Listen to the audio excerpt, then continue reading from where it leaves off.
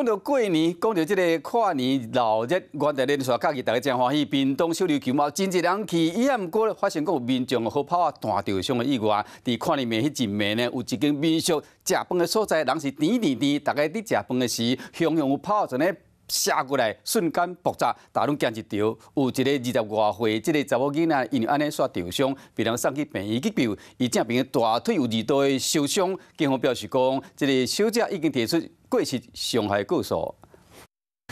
跨年暝，民宿路口真侪人欢喜食饭，熊烟火射过来，弹伫咧小姐身躯顶，火星柜哔哔哔哔倒起来，大家拢惊甲紧走。赶快让小姐艰苦压腰，大家拢冲过来关心。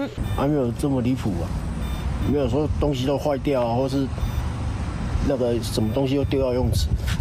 业者讲，跨年暝以暗，有人客一直咧放炮啊，佮影响着别人。过界提醒，伊嘛无咧准问，想到过不偌久，炮就安尼爆灭来，佮碰着一个为花莲来20岁姓叶的小姐，互伊的正脚2刀小烫伤。头第一天来烤肉，我家就已经乱七八糟啊！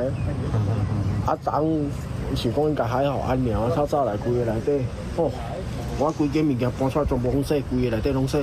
当然到民宿本色坐敢若山，业者变个真险，受水地内底有仙女棒，边仔抗地的所在冒真济泡啊本色，互业者偷看摸哩烧，即马红碰着伤的小姐，嘛要改告。经查，未申请误伤女游客，被害人已至本所提出过失伤害。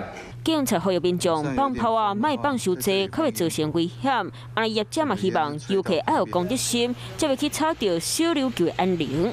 有事没事赶紧转开华视，还没有订阅华视的 YouTube 频道吗？赶紧按赞、订阅、开启小铃铛，我们华视 YouTube 见。